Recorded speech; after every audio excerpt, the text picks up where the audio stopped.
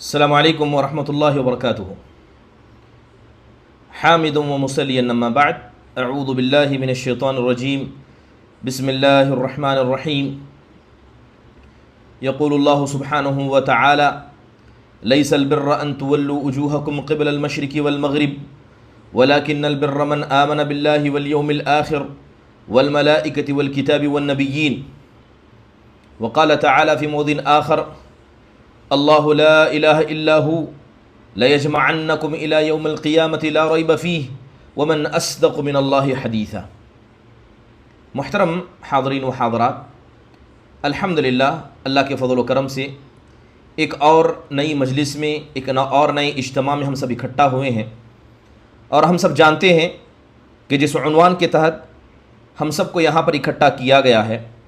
وہ آخرت کی منزلیں یا ایمان بالیوم الآخر ہے۔ انشاءاللہ تعالی 2 یا 3 کلاس کے اندر مختصر انداز سے آخرت کے حوالے سے اسلام نے وہ کون سی تعلیمات ہیں جو ہمیں عطا کی ہیں، اس کے حوالے سے انشاءاللہ تعالی مختصر انداز میں بات کی جائے گی۔ اس کے اندر بہت ساری بنیادی باتوں کی طرف رہنمائی کی جائے گی، جیسے کہ اس بات کی طرف رغبت دلایا جائے گا کہ انسان کی یہ دنیا یہ اصل نہیں ہے، آخرت اصل ہے، اور آخرت کے جو مراحل قرآن و حدیث میں بیان کیے گئے ہیں، اگر حقیقت میں کوئی آدمی ان مراحل کو جان لے، سمجھ لے اور اس سے نصیحت حاصل کرے تو یہ دنیا اور اس کی ساری نعمتیں اسے ہیچ نظر آئیں گی۔ چلیے زیادہ مقدمے کو لمبا نہ کرتے ہوئے میں سیدھے صلب موضوع پر آتا ہوں۔ جب بھی بات ایمان بالیوم الآخر کی کہتے ہیں تو سب سے پہلے ہمیں اس کا معنی سمجھنا چاہیے کہ آخرت کے دن پر ایمان کا مطلب کیا ہے۔ محترم حاضرین، محمد بن نصر المروزی رحمہ اللہ علیہ نے اپنی کتاب کے اندر جو جبرائیل، حدیث جبرائیل جسے کہا جاتا ہے، اس کی شرح کے اندر جو ان کی کتاب تعظیم و قدر الصلاح ہے،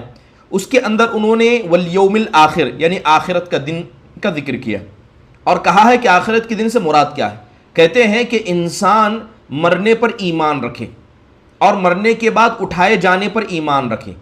اس بات پر ایمان رکھے کہ اللہ اسے میدان محشر کی طرف لے جائے گا، اللہ وہاں انتظار کروائے گا، اس کے بعد شفاعت ہوگی، شفاعت کے بعد اللہ تبارک و تعالیٰ نیچے آئیں گے، فرشتے آئیں گے، اس کے بعد ہوگا یہ کہ اللہ سبحانہ و تعالی لوگوں کا حساب لیں گے، میزان کو گاڑا جائے گا، ثواب ملے گا یا سزا ملے گی، یہاں تک کہ پل صراط سے گزارتے ہوئے انہیں جنت اور جہنم تک پہنچا دیا جائے گا۔ اور قیامت کے حوالے سے جو باتیں قرآن و حدیث میں بیان کی گئی ہیں ان سب پر ایمان لانا یہ آخرت کے دن پر ایمان لانے کا حقیقی معنی و مفہوم ہے۔ یہ بات ہم سب جانتے ہیں کہ ایمان 6 چیزوں کا نام ہے، اس میں سے چھٹی چیز ایمان بالیوم الآخر ہے کہ انسان آخرت کے دن پر ایمان رکھے۔ اب وہ ایمان کیسے رکھے گا؟ سب سے پہلے زبان سے اقرار کرے گا اور اس سے پہلے دل کی گہرائی سے اس بات کو یقین کرے گا۔ محترم حاضرین، آخرت کے دن پر ایمان لانا ضروری ہے کیونکہ اس کے بغیر کوئی بھی آدمی مسلمان ہو نہیں سکتا۔ قرآن میں سورہ بقرہ کے اندر اللہ سبحانہ و تعالیٰ ارشاد فرماتے ہیں آمن الرسول بما انزل الیہ من ربہ والمؤمنون کل آمن باللہ وملائکتہ وکتبہ ورسلہ۔ اللہ سبحانہ و تعالیٰ ارشاد فرماتے ہیں کہ رسول ایمان لائے ان چیزوں پر جو تمہارے رب نے نازل کی ہیں۔ ایمان والے مومنین بھی ایمان لائے، اور کس پر ایمان لاتے ہیں؟ اللہ پر، فرشتوں پر، اس کی کتابوں پر اور اسی طرح اس کے رسولوں پر۔ محترم حاضرین، آخرت کے دن پر ایمان لائے بغیر کسی آدمی کا ایمان مکمل نہیں ہوتا، اس بات کو سمجھنا ضروری ہے۔ چلیے جب اتنی بات ہمارے سامنے واضح ہو گئی ہے تو ایمان بالیوم الآخر پر ایمان لانے کا حکم کیا ہے؟ کیا ایمان لانا ضروری ہے؟ جیسے ابھی بتایا گیا کہ اس پر ایمان لانا بالکل ضروری ہے، اس کے بغیر کوئی بھی آدمی ایمان کے مرتبے تک نہیں پہنچ سکتا۔ قرآن و حدیث میں بے شمار اس کی دلیلیں موجود ہیں۔ سورہ بقرہ کے اندر اللہ سبحانہ و تعالیٰ ارشاد فرماتے ہیں لیس البر ان تولوا وجوہکم قبل المشرق والمغرب ولکن البر من آمن باللہ والیوم الآخر والملائکۃ والکتاب والنبیین۔ نیکی صرف یہ نہیں ہے کہ تم اپنے چہرے کو مشرق اور مغرب کی جانب پھیرو، بلکہ نیکی یہ ہے کہ انسان اللہ پر ایمان لائے، آخرت کے دن پر ایمان لائے، فرشتوں کی ذات پر ایمان لائے، اللہ کی کتابوں پر اور نبیوں پر ایمان لائے۔ امام ابن کثیر رحمہ اللہ علیہ اس آیت کے ماتحت کہتے ہیں کہ اس آیت کے اندر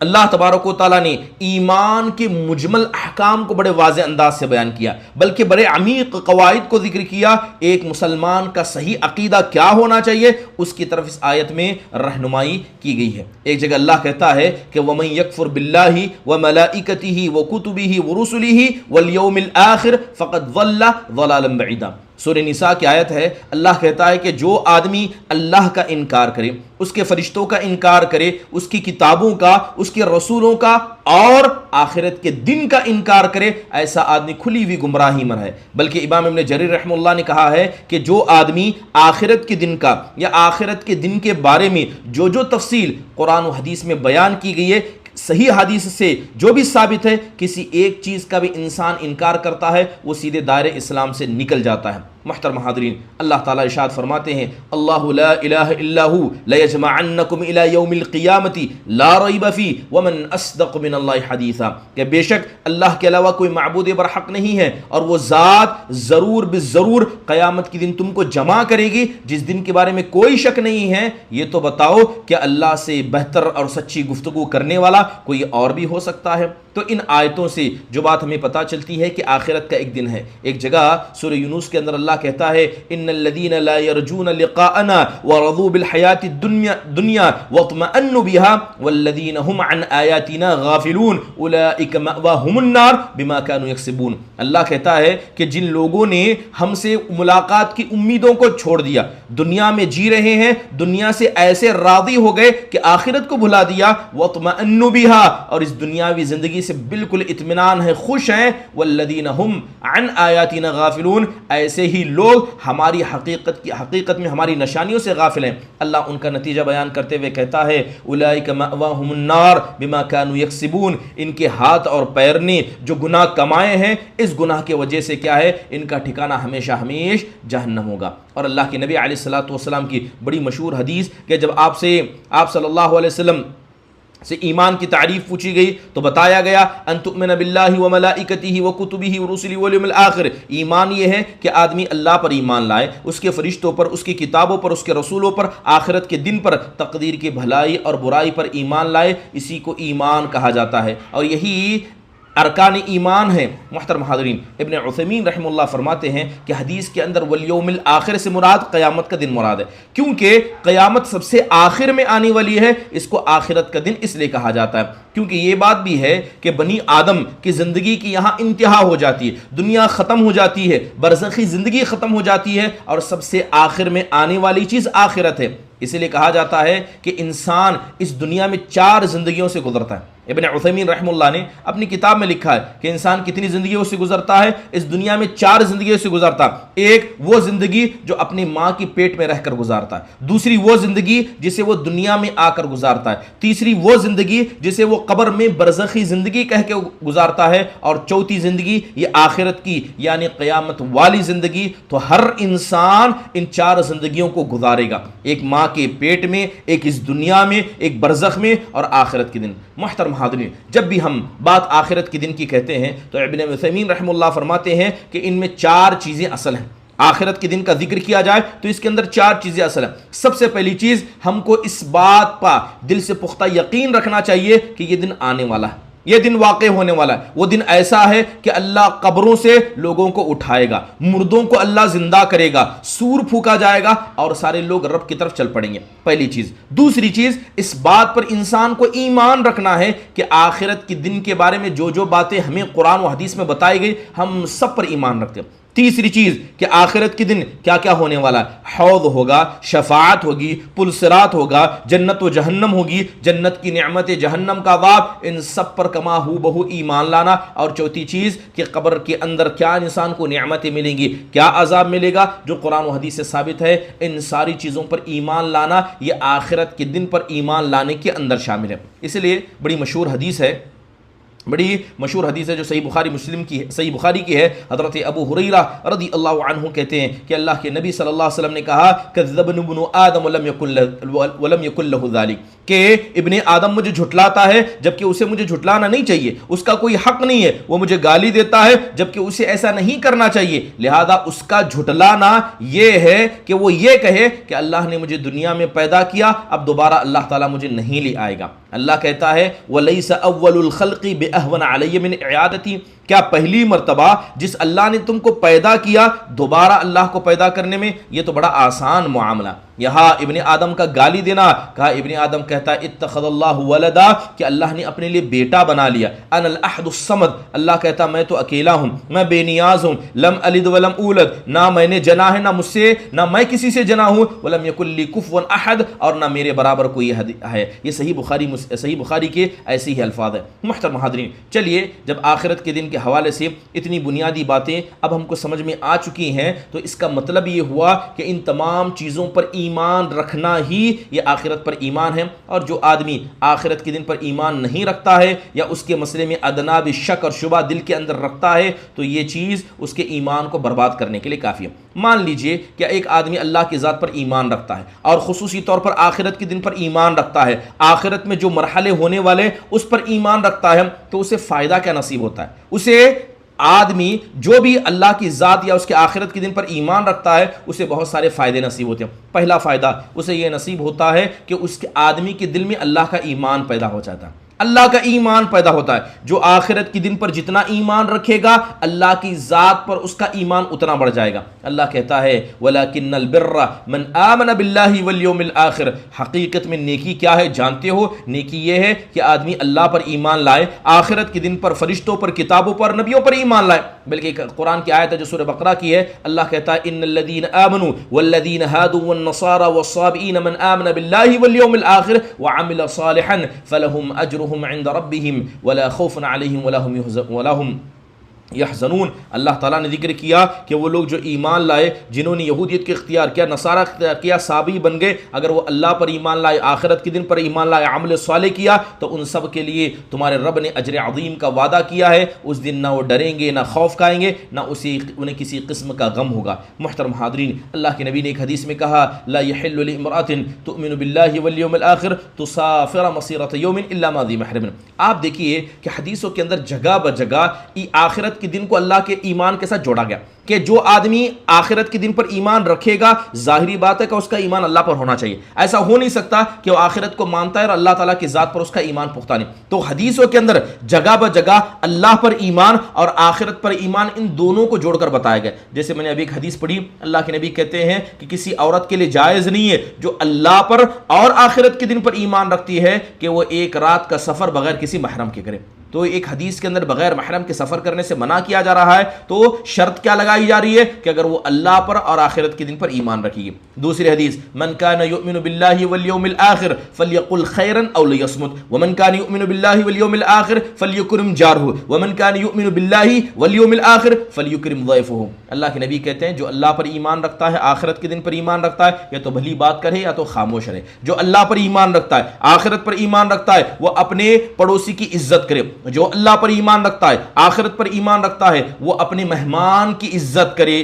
اور آپ دیکھیے کہ کتنی جگہ پر اللہ تبارک و تعالیٰ پر ایمان کا ذکر کیا تو وہاں پر یوم آخرت کا ذکر کیا۔ دوسری حدیث کے اندر آتا ہے، آپ نے کہا کہ لا یبغض الانصار رجل یؤمن باللہ والیوم الآخر، کہ جو انصاری صحابہ تھے ان سے نفرت وہ آدمی کبھی کر ہی نہیں سکتا جو اللہ پر اور آخرت کے دن پر ایمان رکھتا ہے۔ تو پتہ یہ چلا کہ قرآن میں جگہ بجگہ اللہ تعالیٰ نے اللہ پر ایمان اور آخرت کی پر ایمان کو جوڑا ہے، کیونکہ آخرت پر ایمان رکھنے کی وجہ سے مومن کے ایمان میں برابر اضافہ ہوتا ہے۔ یہ آخرت کے دن پر ایمان رکھنے کا ایک بڑا فائدہ۔ دوسرا بڑا فائدہ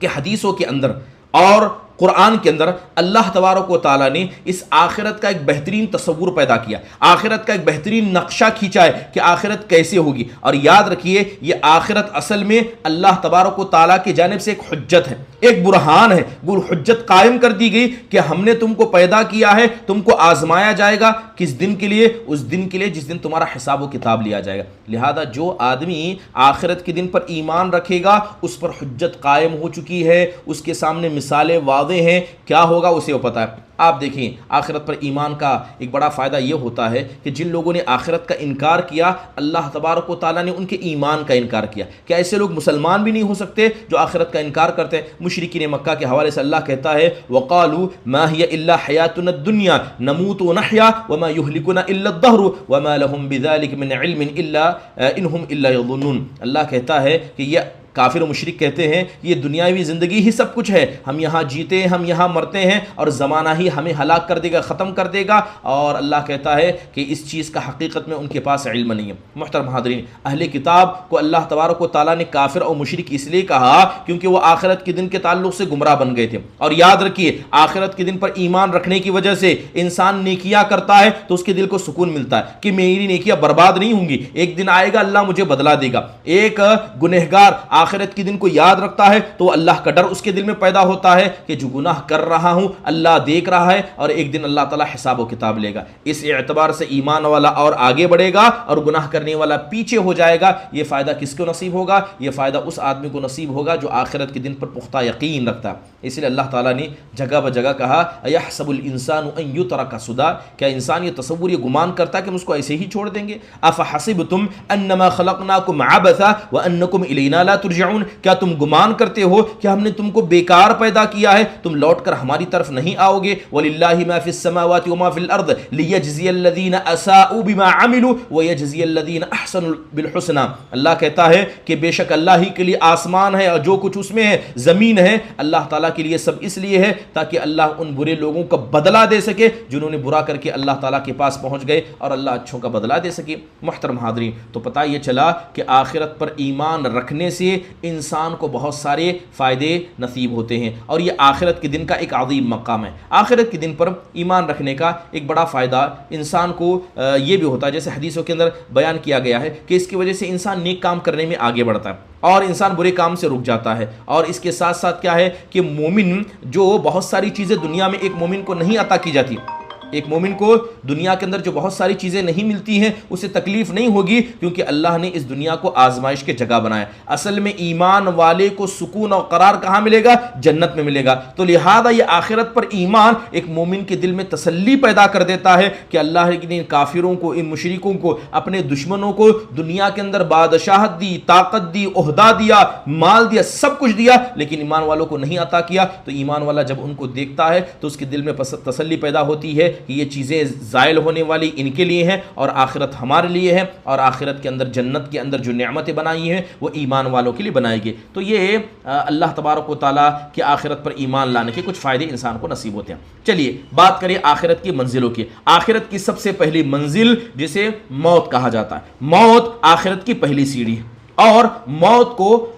قیامت صغریٰ کہا گیا، چھوٹی قیامت کیا گیا۔ محترم حاضرین، بات اگر موت کی کرے تو سب سے پہلے بات کریں گے موت کی، اس کے علاوہ موت پر ایمان رکھنے کی بات کریں گے۔ موت کے وقت جو انسان کو کیا ہے سکرات ہوتے ہیں، پھر قبر کی حالتیں، اور اس کے بعد روح کے حوالے سے ذکر کریں گے کہ روح کا مستقر اور مقام کہاں ہے۔ بات کی جائے موت کی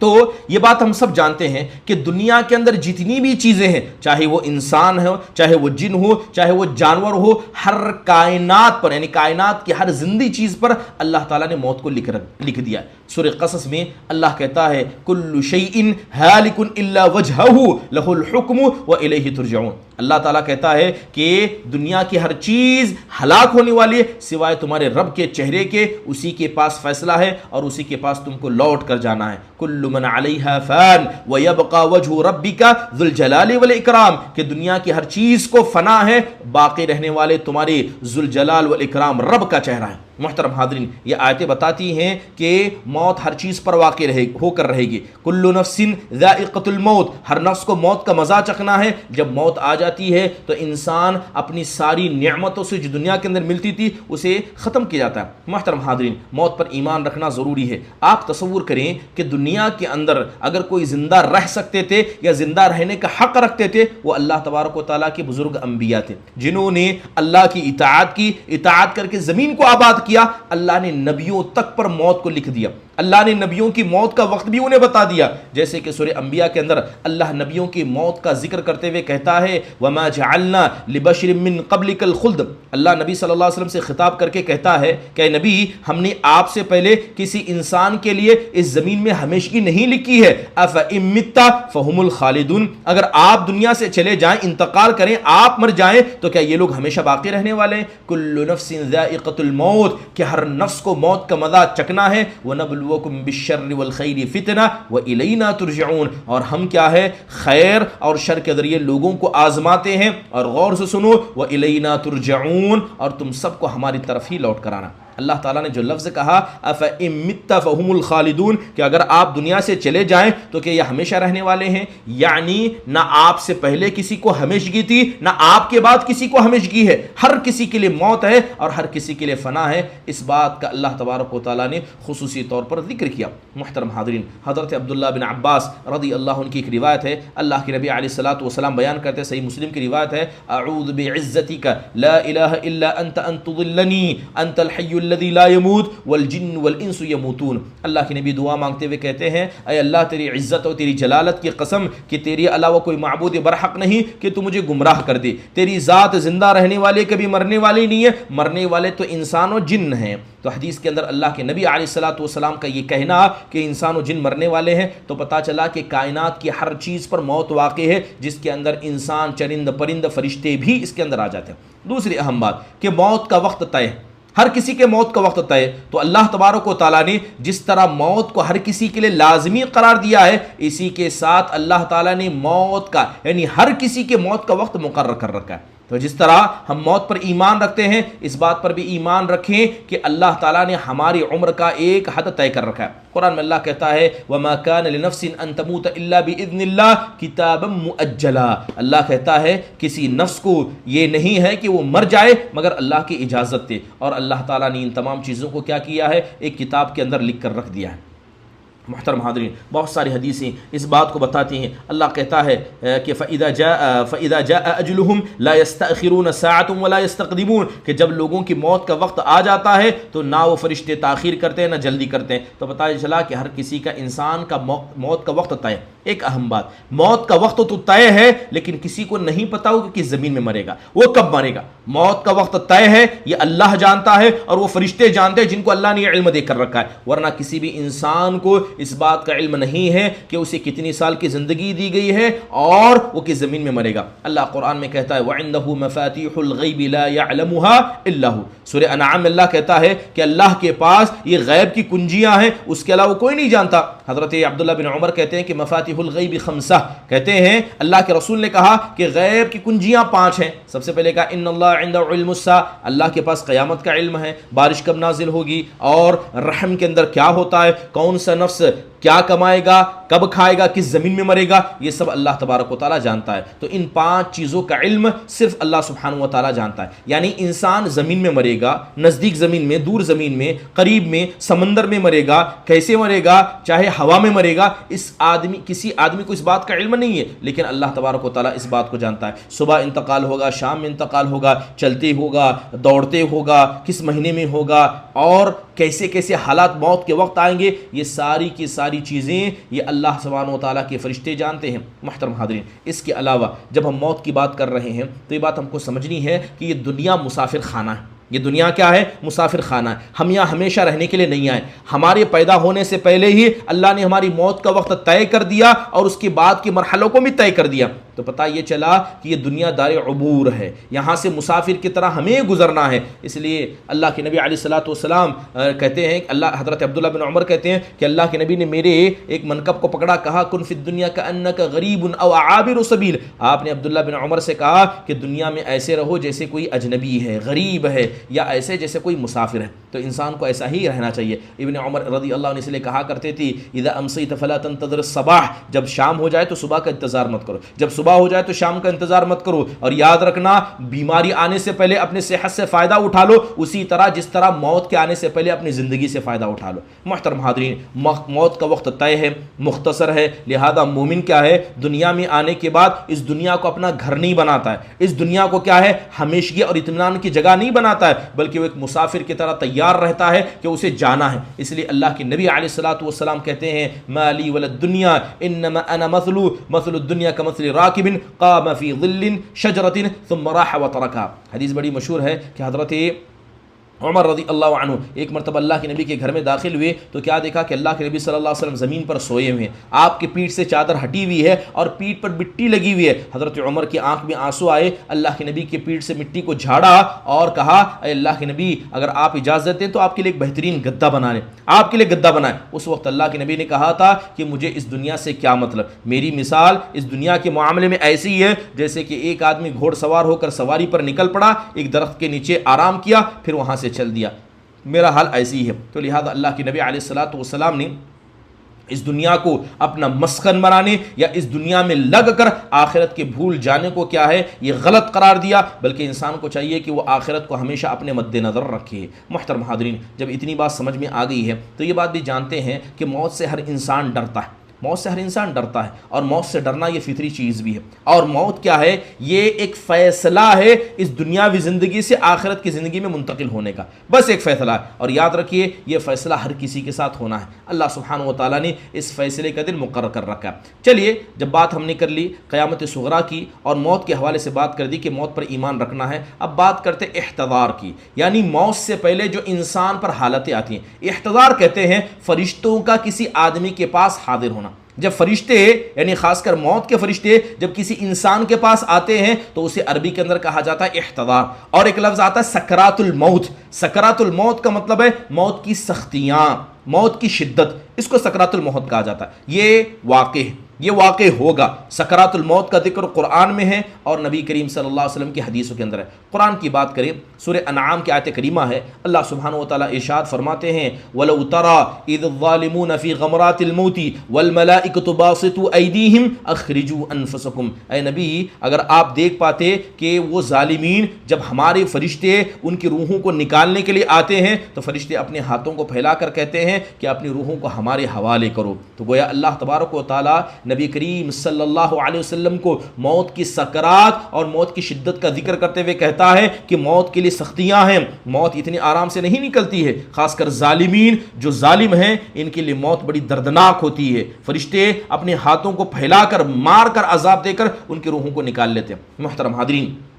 ایک جگہ اللہ تعالیٰ کہتا ہے وَجَاءَتْ سَكْرَةُ الْمَوْتِ بِالْحَقِّ ذَلِكَ مَا كُنْتَ مِنْهُ تَحِيدُ، کہ جب سکرات الموت حق کے ساتھ آئی، یعنی سکرات الموت یعنی موت کی شدت، اس کا غلبہ جب انسان پر آ جاتا ہے تو انسان اپنے ہوش کو کھو دیتا ہے۔ یعنی انسان جس طرح نیند کی حالت میں بہکی باتیں کرتا ہے، موت کی شدت اس کی سختی اتنی ہوتی ہے کہ انسان کا ذہن ویسے ہی بہک جاتا ہے، وہ اپنے ہوش و حواس میں نہیں ہوتا ہے۔ محترم حاضرین، کل اللہ تبارک و تعالیٰ نے جگہ بجگہ سکرات الموت کا ذکر کیا، جیسے کلا اذا بلغت التراقی وقیل من راق وظن انہ الفراق۔ یہاں جو لفظ التراقی ہے اسے کہا گیا کہ موت کے وقت کی حالت، یعنی جب موت گلے تک پہنچ جائے اور گلے سے نکالا جائے تو اس کو کیا تراقی کہا گیا۔ محترم حاضرین، حدیث کے اندر اللہ کے نبی علیہ الصلوۃ والسلام کی حالت کا ذکر ہے۔ حضرت انس بن مالک کہتے ہیں کہ جب اللہ کے نبی کی بیماری زیادہ پڑ گئی، یہاں تک کہ بیماری کی وجہ سے آپ بے ہوشوں کے نیچے گر جایا کرتے، حضرت فاطمہ علیہ الصلوۃ والسلام آئی تھی اور کہنے لگی وَكَرْبَ أَبَاهُ، ہے میرے ابا کی تکلیف۔ تو اللہ کے نبی نے جواب میں کہا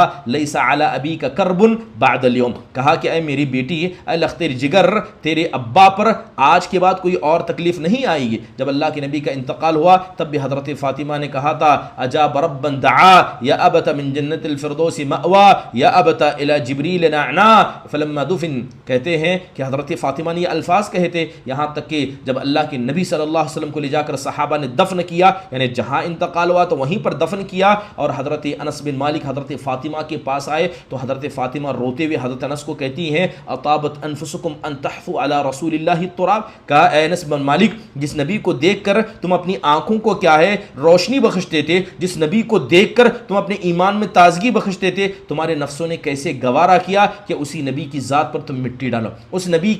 نبی کو تم قبر میں دفن کرو، کیسے تمہارے نفسوں کو یہ پسند کیا۔ محترم حاضرین،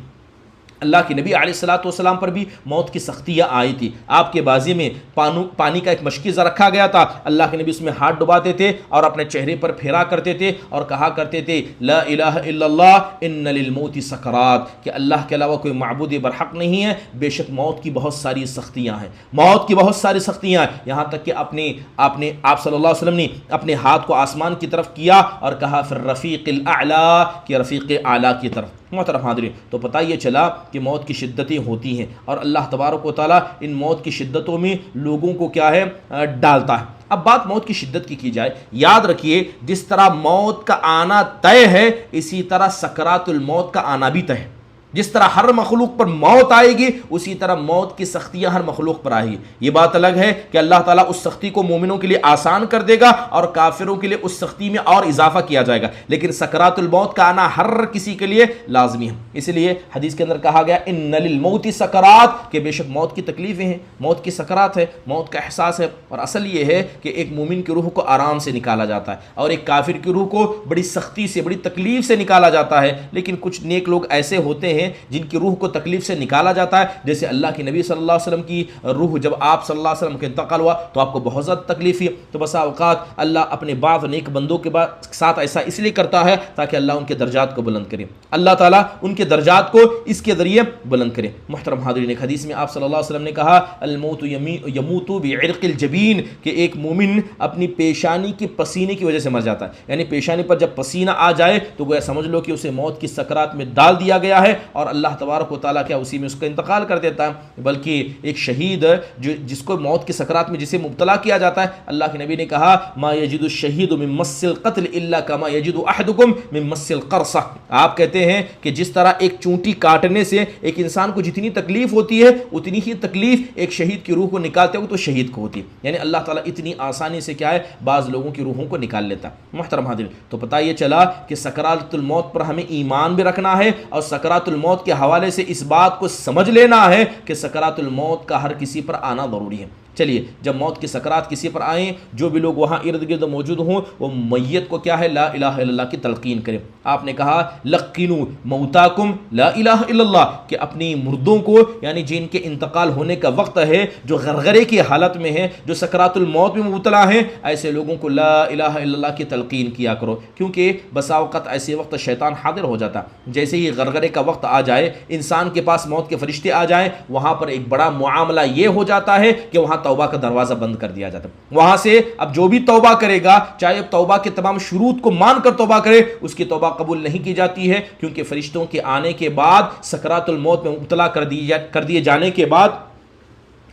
توبہ کا دروازہ ہمیشہ کے لیے بند کر دیا جاتا ہے۔ سورہ نساء میں اللہ کہتا ہے انما التوبۃ علی اللہ للذین یعملون السوء بجہالۃ ثم یتوبون من قریب فاولئک یتوب اللہ علیہم وکان اللہ علیما حکیما وليست التوبۃ للذین یعملون السیئات حتی اذا حضر احدهم الموت قال انی تبت الآن وللذین یموتون وهم کفار اولئک اعتدنا لهم عذابا علیما۔ اللہ کہتا ہے کہ بے شک اللہ تبارک و تعالیٰ کی طرف سے توبہ تو ان لوگوں کے لیے ہے جو غلطی سے غلطیاں کرتے ہیں اور غلطی ہونے کے بعد فوراً توبہ کر لیتے ہیں، ایسے ہی لوگوں کو اللہ تعالیٰ ایسے لوگوں کے اللہ توبہ کو قبول بھی کرتا ہے۔ بے شک اللہ تمہارے رب کی ذات علم رکھنے والی اور حکمت رکھنے والی ہے۔ ایسے لوگوں پر توبہ نہیں ہے جو زندگی پر گناہ کرتے ہیں، جب موت کا وقت آ جاتا ہے تو کہتے ہیں انی تبت الآن، کہ اب میں توبہ کرتا ہوں، اور نہ ہی کافروں کی توبہ کو مرتے وقت اللہ تبارک و تعالیٰ قبول کرتے ہیں۔ محترم حاضرین، اسی طرح آپ دیکھیں کہ جب فرعون کے غرق کا وقت آیا تو اس نے ایمان کا دعویٰ کیا تھا۔ اللہ کہتا حتی اذا ادرکہ الغرق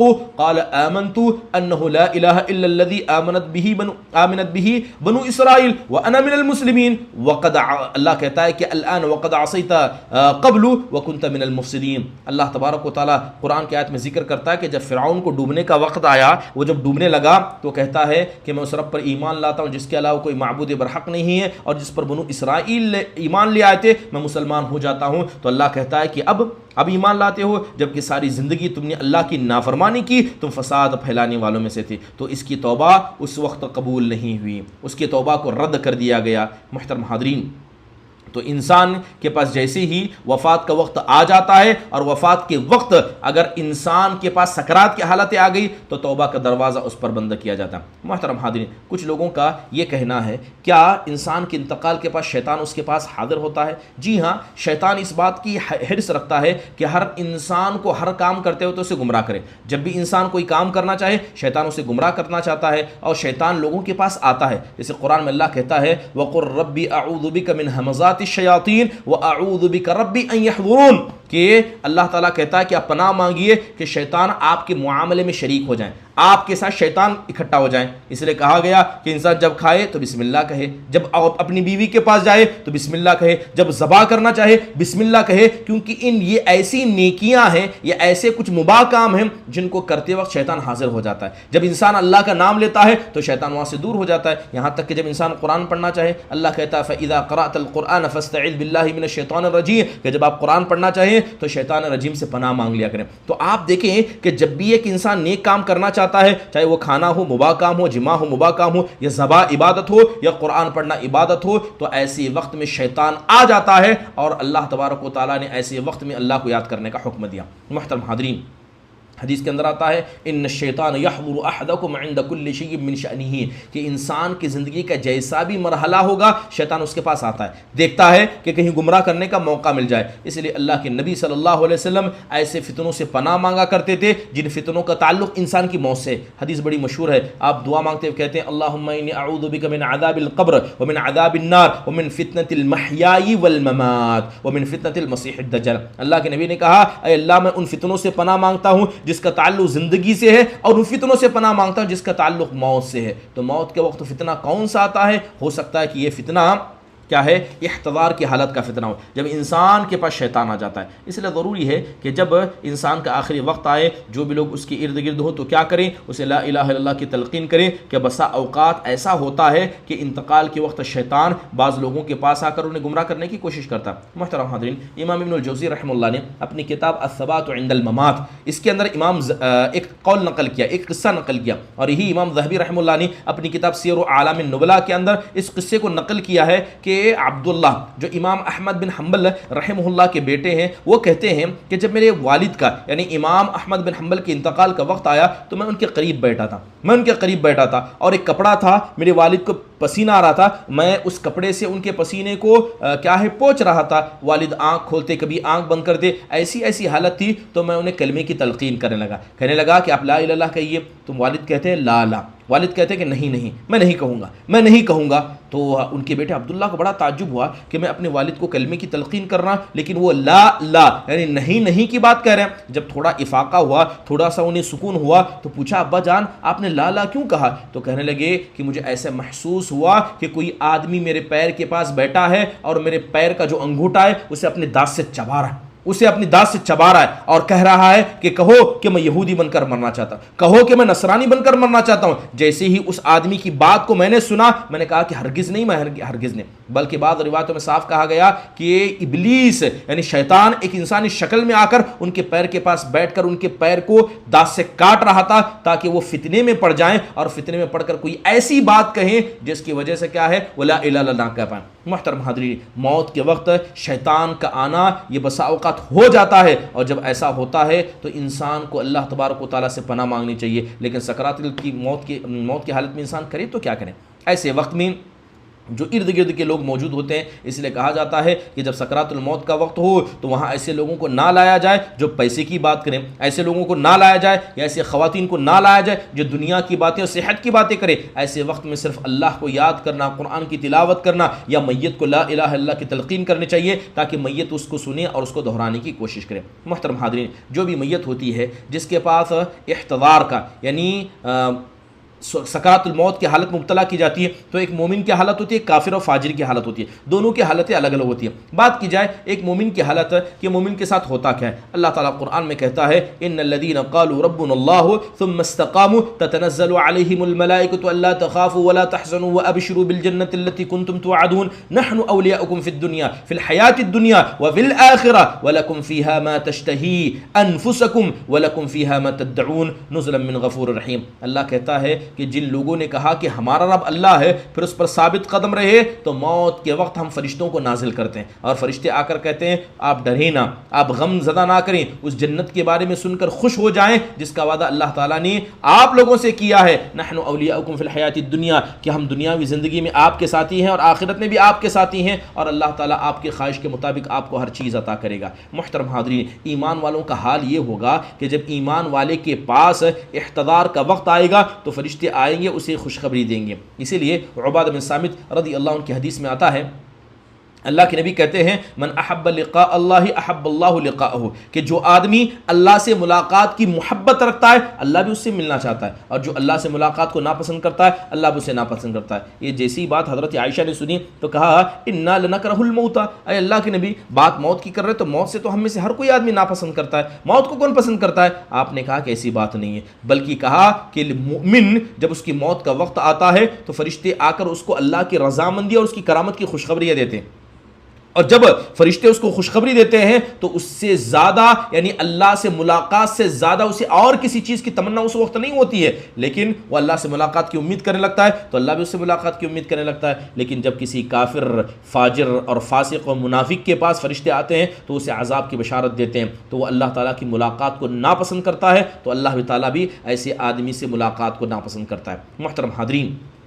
جب فرشتے ایمان والے کے پاس آتے ہیں تو حدیثوں کے اندر آتا ہے کہ ایک ریشم کا، سفید ریشم کا کپڑا لے کر آتے ہیں اور کہتے ہیں اخرجی راضیۃ مرضیہ عنک الی روح اللہ و ریحان، فرشتے کہتے ہیں اے پاک، اے ایسی روح جس سے اللہ خوش ہوا ہے تو آرام سے نکل جا اور اللہ تبارک و تعالیٰ کی طرف چل، ایسے رب کی طرف چل جو تجھ پر غصہ نہیں ہے۔ خوشبو یعنی مسک کی خوشبو کیا ہے؟ اس روح سے نکلتی ہے، یہاں تک کہ بتایا جاتا ہے کہ جب آسمان پر اس پاک روح کو لے جایا جاتا ہے تو آسمان کے فرشتے کہتے ہیں ما اطیب هذه الريح التي جاءتكم من الارض، کہ زمین سے کتنی پاک خوشبو آسمان کی طرف آ رہی ہے، لہذا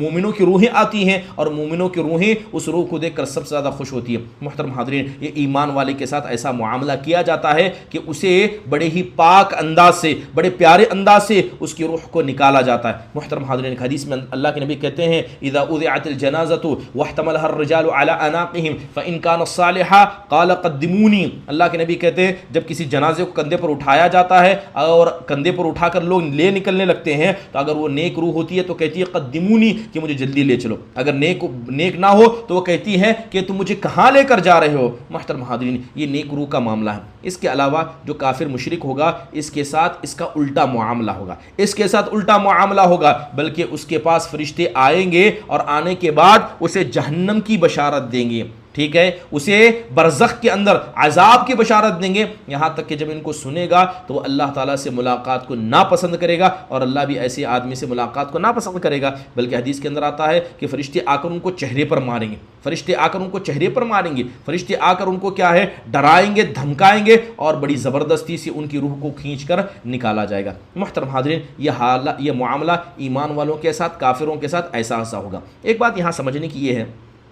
کہ یہ بات عام انسانوں کی ہے، لیکن جب بات انبیاء کی جائے تو انبیاء کے ساتھ ایسا معاملہ نہیں ہوتا ہے۔ پہلی چیز یہ ہے کہ موت کے وقت انبیاء کو اختیار دیا جاتا ہے، انہیں چوائس دیا جاتا ہے کہ آپ دنیا میں رہنا چاہتے ہیں یا اللہ کے پاس آنا چاہتے ہیں، تو انبیاء کو اختیار دیا جاتا ہے۔ جیسے حضرت عائشہ رضی اللہ عنہ کی بڑی مشہور حدیث ہے، اللہ کے نبی خود کہتے ہیں کہ ما من نبی یمرض الا خیر بین الدنیا والآخرہ، اللہ کے نبی کہتے ہیں کہ جو بھی نبی بیمار ہو جاتا ہے، یعنی جس بیماری میں اس کا انتقال ہونے والا ہے، اس نبی کو اختیار دیا جاتا ہے کہ دنیا میں رہو یا آخرت والے بن جاؤ۔ اللہ کے نبی کہتے ہیں کہ جس بیماری میں آپ صلی اللہ علیہ وسلم کو تکلیف ہوئی، جس میں آپ کا انتقال ہوا، آپ صلی اللہ علیہ وسلم نے اس وقت کہا تھا مع الذین انعم اللہ علیہم من النبیین والصدیقین والشہداء والصالحین، کہ میں ان لوگوں کے ساتھ ہوں جن پر اللہ تعالیٰ کا انعام ہوا، جو نبی ہیں، صدیق ہیں، شہداء ہیں، صالحین ہیں۔ تو بتایا، تو حضرت عائشہ کہتی ہیں کہ میں سمجھ گئی کہ اللہ کے نبی کو بھی اختیار دیا گیا، آپ کو بھی اختیار دیا گیا کہ آپ یہاں رہیں وہاں آئیں۔ تو اللہ کے نبی نے کہا کہ مجھے نبیوں کے ساتھ، صدیقین کے ساتھ، شہداء اور صالحین کے ساتھ رہنا ہے۔ محترم حاضرین، تو نبیوں کو اختیار دیا جاتا ہے، یہ بطور عزت، بطور اکرام، یہ مقام و مرتبہ ان کو دیا جاتا ہے۔ محترم حاضرین، تو یہ معاملہ صرف انبیاء کے ساتھ ہوتا ہے، اور وہ حدیث بھی بڑی مشہور ہے جو حضرت ابو سعید الخدری رضی اللہ عنہ نے روایت کی، جس سے امام بخاری مسلم دونوں نے روایت کیا کہ ایک مرتبہ اللہ کے نبی علیہ الصلوۃ والسلام نے خطبہ دیا، اور یہ خطبہ آپ نے اپنی زندگی کے آخری مرحلے میں دیا تھا۔ آپ نے خطبہ دیتے ہوئے کہا ان اللہ خیر عبدا بین الدنیا وبین ما عنده فاختار ذلك العبد ما عند اللہ، اللہ کے نبی کہتے ہیں کہ اللہ کے بندوں میں سے ایک بندہ ایسا ہے جسے اللہ نے اختیار دیا، یا تو وہ اللہ کے پاس والی نعمتوں کو پسند کرے یا دنیا میں رہے، اور اس آدمی نے اللہ اللہ تبارک و تعالیٰ کی نعمتوں کو پسند کیا. جیسے یہ بات حضرت ابوبکر نے سنی، رونے لگے. تو صحابہ کہتے ہیں ہم کو حضرت ابوبکر کے رونے سے بڑا تعجب ہوا کہ اللہ کے نبی کسی بندے کے بارے میں بتا رہے ہیں، کسی انسان کے بارے میں بتا رہے ہیں اور آپ رو رہے ہیں. تو حضرت ابوبکر جانتے تھے کہ وہ مخیر یعنی وہ آدمی جس کو چوائس دیا گیا وہ خود اللہ کے نبی صلی اللہ علیہ وسلم تھے، اور حضرت ابوبکر ہم میں سب سے زیادہ جاننے والے تھے. چلیے محترم حاضرین، جب قیامت صغریٰ کے حوالے سے اتنی باتیں ہو گئی ہیں کہ احتضار کا مرحلہ ہونے والا ہے، تو اس کے بعد بات کرتے ہیں آخرت کی پہلی منزل، آخرت کے پہلی سیڑھی قبر کے بارے میں انشاءاللہ تعالی. اب اس کے بعد بیان کیا جائے گا کہ قبر کی حالت کیسی ہوتی ہے، قبر کی تاریکی کیسی ہوتی ہے، قبر کے معاملے کیسے ہوتے ہیں. اس کے علاوہ قبر کا دبوچنا کیا ہے، قبر کا فتنہ کیا ہے، قبر کے اندر ہونے والی نعمتیں کیا ہیں. اس کے ساتھ ذکر کریں گے کہ قبر، یہ جو روح ہے قبر میں ہوتی ہے تو کہاں ہوتی ہے، اگر روح قبر میں ہے تو جو روح جنت میں جاتی ہے وہ کیا ہے، نفس کا کیا ہوتا ہے، حالات کیسے اس کے ساتھ روتے ہیں، عذاب ہوتا ہے تو بدن پر ہوتا ہے یا روح پر ہوتا ہے. اور انسان جب برزخی زندگی میں ہوتا ہے تو کیا دنیا کی حالتوں کو جانتا ہے، نہیں جانتا ہے؟ کیا برزخی زندگی میں سب کی حالتیں ایک جیسی ہوتی ہیں؟ انشاءاللہ تعالی آئندہ آنے والی درس میں انہی چیدہ باتوں کا آپ کے سامنے ذکر کیا جائے گا. اللہ تعالیٰ سے دعا ہے کہ اللہ تبارک و تعالی ہمارے اس بیٹھنے کو اور اسی طرح وقت لگانے کو اللہ سبحانہ و تعالی قبول فرمائے. آمین.